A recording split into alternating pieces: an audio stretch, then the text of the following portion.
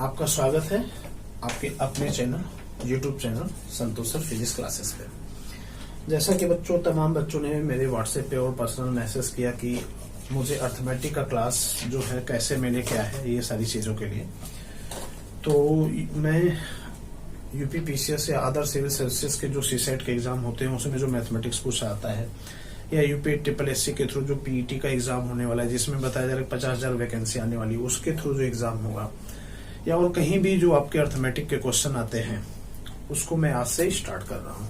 ठीक है। और ऑफलाइन का क्या भरोसा, कब कोचिंग खुले या न खुले, आप ऑनलाइन के लिए रेडी रहिए, प्रिपेयर करिए अच्छे से और घर बैठे इसकी तैयारी करिए। अगर आप सक्षम नहीं है ऑफलाइन के लिए तो, और ऑफलाइन खुलेगा तो देखा जाएगा। ठीक है, लेकिन आपकी प्रिपरेशन चलती रहनी चाहिए। अगर आपको सारी चीजें समझ में आए तो आप इस वीडियो को लाइक जरूर करेंगे। ठीक है। आज मैं डिस्कस करने वाला हूँ बेटा स्पीड, डिस्टेंस और टाइम के बारे में। तो चाल, दूरी और समय, जैसा कि हम शुरू से पढ़ते आ रहे हैं, चाल बराबर क्या होता है? चाल बराबर दूरी बटा समय। Speed equal to distance upon time होता है। ठीक है। स्पीड बराबर डिस्टेंस अपन टाइम। अब एक चीज और आपको ध्यान देना है कि अगर कोई चीज किलोमीटर पर आवर में है उसको मीटर पर सेकंड में बदलना है, तो 1 किलोमीटर में कितना मीटर होता है बेटा? 1000 मीटर।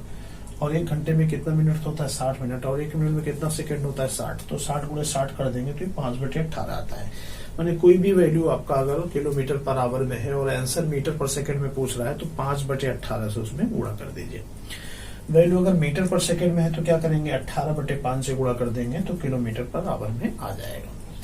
अब हम पहला ये डिस्कस करते हैं बेटा, जैसा कि पहला क्वेश्चन ये पूछा आता है आपसे कि अगर ये कोई रेलवे ट्रैक है, ठीक है, इसके बगल में एक आदमी खड़ा है और ट्रेन की लंबाई मान लिया L है, तो ये ट्रेन इसको T समय में पार कर जाती है तो फॉर्मूला क्या होगा? तो बेटा हमने मान लिया कि ये ट्रेन है, ट्रेन की लंबाई है ये पूरा। अब ये ट्रेन देखो, इंजन, ट्रैक के बगल में कोई आदमी खड़ा है या कोई पेड़ है या कोई खंबा है या कोई चीज ऐसे है, तो इसको क्रॉस करने में इंजन कितना दूरी कवर कर रहा है बेटा? देखो इंजन ये चलते चलते चलते चलते चलते चलते जो दूरी कवर किया वो क्या हो गया? जो दूरी कवर किया गया वो ट्रेन की लंबाई के बराबर हो गया। और चाल बराबर क्या होता है? दूरी बटा समय। इसलिए इसका फार्मूला हो जाता है speed equal to distance upon time. तो आपका देखो यहाँ पे लिखा हुआ है कि ट्रेन के बगल में कोई पेड़ है या आदमी खड़ा है या खंबा है और T समय में अगर ट्रेन पार कर जाती है लंबाई की तो चाल बराबर होगा ट्रेन की लंबाई बटे समय। जैसे आपसे कोई क्वेश्चन कह दिया जाए 200 मीटर लंबी रेलगाड़ी, 200 मीटर लंबी रेलगाड़ी ट्रैक के बगल में खड़े किसी आदमी को या किसी खंबे को या किसी पेड़ को 20 सेकंड में पार कर जाता है, तो ऐसे केसेस में उसका स्पीड किलोमीटर पर आवर में क्या होगा?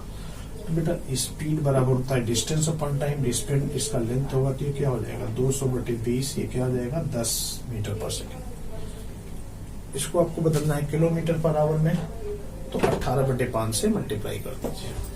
ठीक है। दूसरा चीज ये होता है बेटा आपका, इसमें क्वेश्चन ये पूछाता है कि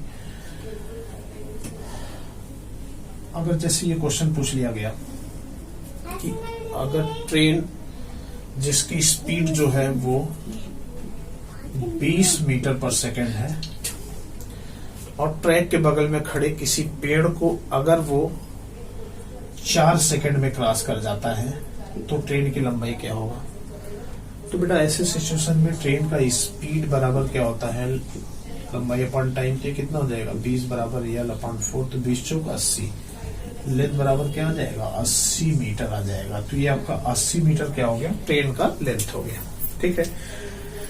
मुझे लगता है आपको समझ में आ गया होगा। अब मैं क्वेश्चन दूंगा, आपको सॉल्व करना है और इस क्वेश्चन के आंसर क्या है वो आपको कमेंट में लिखना है, अगर समझ में आ गया होगा। दूसरा इस टाइप से आता है बच्चों, दूसरा टाइप इनका ये होता है कि जैसे ये दे दिया कि P मीटर लंबा प्लेटफॉर्म है और ट्रेन जिसकी लंबाई L है, या सुरंग है या पुल है, ट्रेन इसको क्रॉस करने में कितना दूरी चलेगी?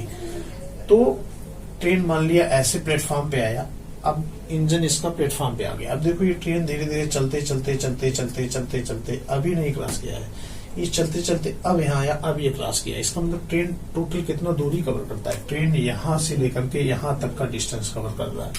और ये डिस्टेंस क्या होगा, प्लेटफॉर्म, सुरंग या पुल की लंबाई प्लस ट्रेन की लंबाई टोटल जोड़ दिया जाएगी। ये दूरी हो गया, चाल बराबर दूरी बटा समय। तो ये दूरी की जगह दोनों लंबाई को जोड़ करके लिख देंगे। तो इसका फॉर्मूला क्या हो जाएगा, चाल बराबर प्लेटफॉर्म की लंबाई प्लस ट्रेन की लंबाई अपन टी। अब इस पे क्वेश्चन ऐसे आता है, जैसे कह दिया कि एक प्लेटफॉर्म है जिसकी लंबाई है 200 मीटर, ठीक है, और एक ट्रेन है जिसकी लंबाई है 100 मीटर। इसको 10-30 सेकेंड में क्रॉस कर जाता है, तो ट्रेन का स्पीड क्या होगा। जैसे क्वेश्चन आ गया कि अगर कोई ट्रेन है जो 200 मीटर लंबे प्लेटफॉर्म को 30 सेकेंड में क्रॉस कर जाता है और ट्रेन की लंबाई 100 मीटर है, तो उसका स्पीड क्या होगा। तो स्पीड क्या कर देंगे बेटा, स्पीड बराबर हो जाएगी, ये दोनों का डिस्टेंस जोड़ देंगे, प्लेटफॉर्म की लंबाई प्लस ट्रेन की लंबाई। तो कितना हो गया, डिस्टेंस आ गया 300, टाइम कितना दिया है 30, तो ये आपका क्या हो जाएगा 10 मीटर पर सेकेंड आ जाएगा। किलोमीटर पर आवर में कहता है, आप इसको ऐसे सॉल्व कर लेंगे, ठीक है। या कभी क्वेश्चन ऐसे आ गया कि ट्रेन, अगर दूसरा क्वेश्चन ऐसे आ गया, ट्रेन अगर 50 मीटर पर सेकेंड की स्पीड से चल रहा है और ये 100 मीटर लंबी सुरंग को 10 सेकेंड में पार करता है, तो ट्रेन की लंबाई क्या होगा। तो बेटा क्या होगा, स्पीड बराबर, स्पीड की जगह क्या करेंगे 50, स्पीड बराबर डिस्टेंस, सुरंग की लंबाई 100 दिया हुआ है प्लस ट्रेन की लंबाई बटे 10 कर देंगे। तो यहां से ऐसे सॉल्व कर देंगे तो एल बराबर आ जाएगा, ठीक है। मुझे लगता है आपको ये समझ में आ गया होगा। तीसरा क्वेश्चन ऐसे आता है बेटा, तीसरा क्वेश्चन इनका ऐसे होता है कि जैसे कभी कभी ये कह दिया जाता है कि दो ट्रेन है जिनकी लंबाई L1 L2 है, दोनों एक दूसरे को पैरेलल ट्रैक पे अपोजिट डायरेक्शन में से चलते हुए पार करते हैं, तो कितना समय लगेगा। तो बेटा देखो, दो ट्रेन अगर एक दूसरे को पार करें, इसकी लंबाई L1 L2 है, तो जैसे तीसरा टॉपिक ये होता है, ट्रेन की लंबाई अगर है L1 और दूसरे की लंबाई है L2, दोनों का स्पीड S1 और S2 है और दोनों एक ही डायरेक्शन में ऐसे अगर चल रहे हैं और 30 सेकंड में एक दूसरे को पार कर देते हैं, तो कितना समय लगेगा। तो बेटा देखो, दोनों की लंबाई ऐसे कैसे में जुड़ जाता है, तो टोटल डिस्टेंस जो होता है वो क्या हो जाएगा, दोनों ट्रेन का लंबाई। अच्छा, दोनों ट्रेन अगर एक डायरेक्शन में है तो स्पीड होता है S1 माइनस S2। तो फॉर्मूला क्या हो जाएगा, चाल बराबर दूरी बटा समय, ये लगा देंगे।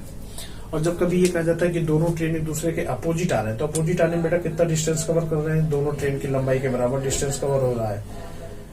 तो डिस्टेंस दोनों ट्रेन की लंबाई जोड़ देंगे और अपोजिट डायरेक्शन में तो स्पीड जुड़ जाता है। तो जब ऐसा सिचुएशन हो कि एक ट्रेन इधर आ रही हो, एक ट्रेन इधर आ रही हो, L1 L2 लंबाई की है, तो यहाँ पे होता है S1 प्लस S2 बराबर L1 plus L2 upon T।